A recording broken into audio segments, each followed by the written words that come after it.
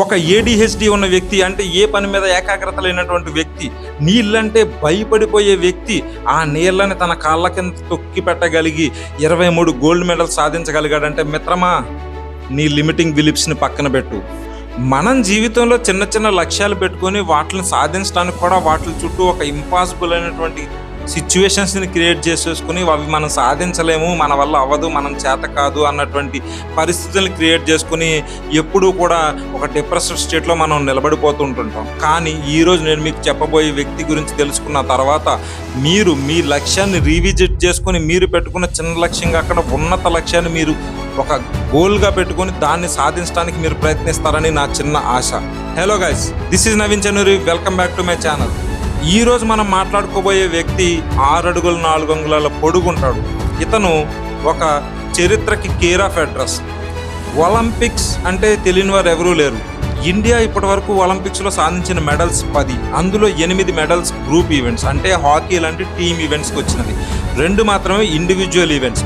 120 కోట్ల భారతీయులు ఎంతో కష్టపడి ఎంతో శ్రమించిన అథ్లెట్స్ ఇలాంటి ఒలింపిక్స్కి వెళ్ళి సాధించిన మెడల్స్ 2 అయితే, అతని జీవిత కాలంలో మొత్తం 4 ఈవెంట్స్లో అతను సాధించిన గోల్డ్ మెడల్స్ 23. ప్రపంచంలో ఏ క్రీడాకారుడికి, ఏ అథ్లెట్కి సాధ్యం కానటువంటి ఒక చరిత్రను సృష్టించినాడు ఆ వ్యక్తే మైకేల్ ఫెల్ప్స్. 160 దేశాల కన్నా కూడా ఎక్కువ మెడల్స్ ఆ ఒక్క వ్యక్తి సాధించాడంటేనే ఆ వ్యక్తి యొక్క నిబద్ధత, ఆ వ్యక్తి యొక్క కఠోర శ్రమ మీరు అర్థం చేసుకోవచ్చు. ఏకంగా 6 సంవత్సరాలు ఒక్కరోజు కూడా సెలవు తీసుకోకుండా అతను శ్రమించి కష్టపడి స్విమ్మింగ్లో ఓనమాల దగ్గర నుంచి చివరి మెట్టు వరకు కూడా ప్రతిదీ చూసి తను ఎన్నో గోల్డ్ మెడల్స్ని సాధించాడు. అతనే మైకేల్ ఫెల్ప్స్. అయితే మైకేల్ ఫెల్ప్స్ పెట్టుకున్న లక్ష్యాలు ఉన్నతమైనవి. ఈరోజు మనం మైకేల్ ఫెల్ప్స్ గురించి కొన్ని చాలా ముఖ్యాంశాల గురించి తెలుసుకునే ప్రయత్నం చేద్దాం. మైకేల్ ఫెల్ప్స్ చిన్నతనంలో ADHDతో బాధపడేవాడు, అంటే attention deficiency hyper active disorder. ఈ ప్రాబ్లం ఉన్న వాళ్ళు ఏ పని మీద కూడా ఫోకస్ చేయలేరు. ఒక 5 సెకండ్స్ ఏ పని మీద ఫోకస్ చేస్తే వాళ్ళ అటెన్షన్ డీవియేట్ అయిపోతుంది, ఏ పని మీద కూడా ఏకాగ్రత ఉండదు. అండ్ అతనికి నీళ్ళంటే కూడా విపరీతమైన భయం చిన్నప్పుడు.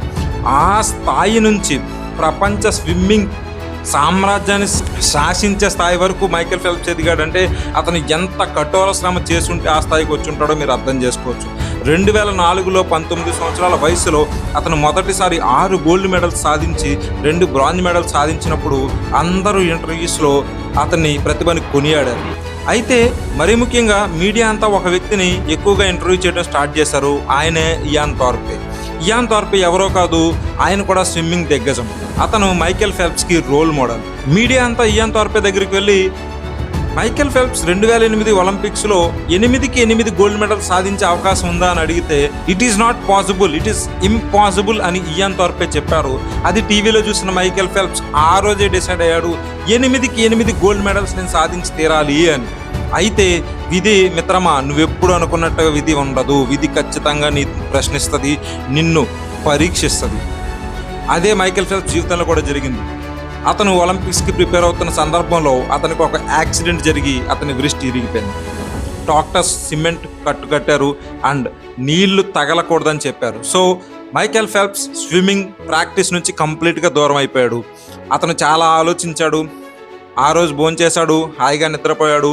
పొద్దున్నే లేచాడు, స్విమ్మింగ్ డ్రెస్ వేసుకున్నాడు, స్విమ్మింగ్ పూల్కి వెళ్ళాడు. గట్టు పైన కూర్చుని కాళ్ళు నీళ్ళల్లో పెట్టి కాళ్ళను ఆడించడం మొదలుపెట్టాడు. మిత్రమా, రోజుకి 8 గంటలు కాళ్ళను ఆడిస్తూనే ఉన్నాడు. చెయ్యిలా పెట్టుకొనేసి చెయ్యికి నీళ్లు తగలకుండా కాళ్ళను ఆడిస్తూ కాళ్ళతో ఈత కొడుతూనే ఉన్నాడు రోజుకి 8 గంటలు. మనిషి రోజుకి 2000 క్యాలరీలు ఫుడ్ తీసుకుని ఖర్చు పెడతాడు. అలాంటిది ఆ టైంలో మైకేల్ ఫెల్ప్స్ ఖర్చు పెట్టిన క్యాలరీస్ 12,000 క్యాలరీస్ ఖర్చు పెట్టాడు రోజుకి. ఆ రకమైన ప్రాక్టీస్ చేశాడు. తన చెయ్యి ఇరిగిపోయింది, పరిస్థితులు బాగాలేదు, స్విమ్మింగ్ చేద్దని డాక్టర్ సజెస్ట్ చేశారు. అయినా సరే ఆ 2 ఇయర్స్ ఒలింపిక్స్ స్టార్ట్ అయ్యే వరకు కూడా ప్రాక్టీస్ చేశాడు. ఆ కట్టువన్న 4 నెలలు కూడా ఒక్క రోజు కూడా విశ్రాంతి తీసుకోకుండా స్విమ్మింగ్ పూల్కి వెళ్ళడం, గట్టు మీద కూర్చోవడం, కాళ్ళతో ఈత కొట్టడం. మిత్రమా, 2008 ఒలింపిక్స్ రానే వచ్చింది. ఆ ఒలింపిక్స్లో మైకేల్ ఫెల్ప్స్ 8కి 8 గోల్డ్ మెడల్స్ సాధించి 2168 సంవత్సరాల చరిత్రని తిరగరాశాడు. ఈ రోజుకి తిరుగులేని అథ్లెట్గా అతని చరిత్రలో నిలిచిపోయాడు. అది కూడా ఒక భయంకరమైన యాక్సిడెంట్ తర్వాత, తన చెయ్యి విరిగిపోయిన తర్వాత తన రోల్ మోడల్ ఇది సాధించలేని ఒక లక్ష్యం పెట్టుకోవచ్చు అని చెప్పిన తర్వాత కూడా తను ఆ లక్ష్యాన్ని పెట్టుకొని ఆ లక్ష్యం కోసం చెయ్యి విరిగినా కూడా అవిశ్రాంతంగా కృషి చేసి విన్ అయ్యాడు. అది కూడా లాస్ట్లో ఎలా విన్ అయ్యాడు తెలుసా?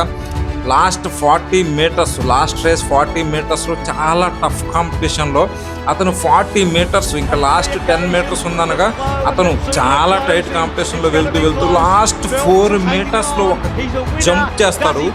ఆ జంప్తో తన లక్ష్యాన్ని సాధిస్తాడు. అయితే దాని తర్వాత అనలైజ్ చేసిన సైంటిస్టులంతా కూడా అతని కాఫ్ మజిల్స్ అంటే కాళ్ళల్లో ఉన్న కండరాలు ఎంతో కఠోర శ్రమ చేస్తే తప్ప ఆ విధమైనటువంటి ఫీట్ చేయలేదు అని చెప్పేసి చెప్తారనమాట. అది అప్పుడు అతను యాక్సిడెంట్ అయినప్పుడు చేసిన ఆ కాఫ్ మజిల్ ప్రాక్టీస్ ఉంది చూశారు, దాని ద్వారా మాత్రమే సాధ్యమైంది. మిత్రమా, గుర్తుపెట్టుకో, లక్ష్యం అందరూ పెట్టుకుంటారు, కానీ నీ లక్ష్యం ఎవడు టచ్ చేయలేని లక్ష్యంగా ఉండాలి. ఆ లక్ష్యాన్ని నువ్వు చేయగలనని నువ్వు మనస వాచ కర్మన ప్రతి విధంగా నమ్మాలి. అప్పుడు నువ్వు దానికి అంతే కృషిని చేయాలి. మిత్రమా, మనిషి 2000 క్యాలరీస్ ఖర్చు పెట్టడం ఎక్కడ 12,000 క్యాలరీస్ ఖర్చు పెట్టడం అంటే ఒక మనిషి రోజులో చేసే పనికి 6 రెట్లు పని అతను చేశాడు. అంత ప్రాక్టీస్ చేశాడు కాబట్టి అతను 8 gold medals 8 out of 8 gold medals సాధించగలిగాడు. 160 దేశాలు సాధించలేని ఎన్ని గోల్డ్ మెడల్స్ ఒక్క వ్యక్తి సాధించాడు, అతనే మైకేల్ ఫెల్ప్స్. ఒక ADHD ఉన్న వ్యక్తి అంటే ఏ పని మీద ఏకాగ్రత లేనటువంటి వ్యక్తి, నీళ్ళంటే భయపడిపోయే వ్యక్తి ఆ నీళ్ళని తన కాళ్ళ కింద తొక్కి పెట్టగలిగి 23 గోల్డ్ మెడల్స్ సాధించగలిగాడంటే మిత్రమా, నీ లిమిటింగ్ బిలీఫ్స్ని పక్కన పెట్టు. నేను ఇంతే చేయగలను, నాకు ఇంతే వస్తుంది, నేను ఇంతవరకే చేయగలుగుతాను. No no no no no no no you are more than that. You are capable of more than anything. నువ్వు పెట్టుకున్న లక్ష్యాన్ని నువ్వు సాధించగలవు. నేను చెయ్యలేనేమో అన్న అనుమానమే నీ ప్రథమ శత్రువు. నా వల్ల కాదు అన్నటువంటి నీ అపనమ్మకమే నీ రెండో శత్రువు. నువ్వు చెయ్యలేవని నీ చుట్టుపక్కల వాళ్ళు ఎప్పుడైతే చెప్తారో అది నువ్వు అసలు వినకు. నీ మనస్సాక్షి కూడా నీకు నువ్వు చెయ్యలేవు, నీ వల్ల కాదు అని నీకు చెప్తున్నప్పుడు కూడా నువ్వు వినకు. ఒక మైకేల్ ఫెల్ప్స్ ఒక ADHDతో బాధపడుతూ నీళ్ళంటే భయపడే వ్యక్తి నీళ్ళని తన కాళ్ళ కింద తొక్కి పెట్టగలిగి ఉన్నత శిఖరాలను అధిరోహించగలిగాడంటే నువ్వు కూడా చేయగలవు, నేను కూడా చేయగలను, ప్రతి ఒక్కరూ చేయగలరు.